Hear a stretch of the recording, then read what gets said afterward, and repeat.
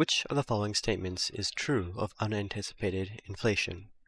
So in this question, we're asked to find which of the following statements is true of unanticipated inflation.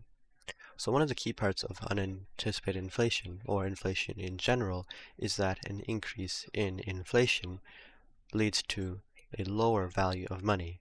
So the money has a lower value than it did before, or it takes more money to have the same value as it did before. So A says, it decreases the economic well-being of all members of society proportionately. This is incorrect because lenders are actually hurt by unanticipated inflation.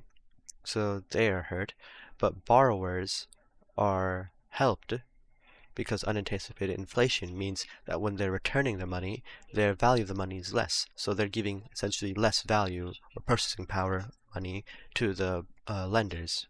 So they're not all affected proportionately. So A is incorrect. B. It decreases the economic well-being of all members of society equally. This is incorrect because the economic well-being of all members of society is not decreased, and it is not done equally, because lenders are hurt by unanticipated inflation, but borrowers are helped. C. It increases the economic well-being of net creditors.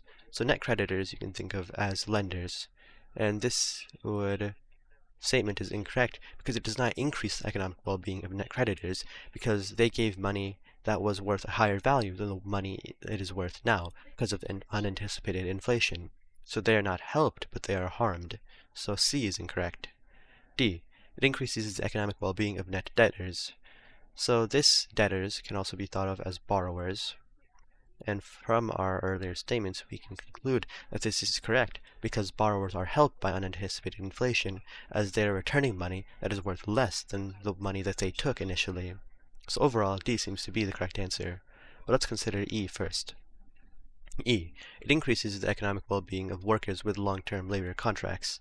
This is incorrect because this depends on the type of contract, like whether it's a fixed-term contract or it's a changing contract, depending on inflation.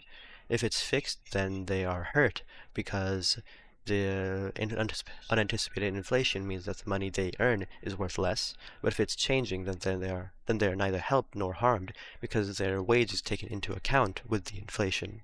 So E is incorrect because it does not flat increase their economic well-being. So therefore, the correct answer is D.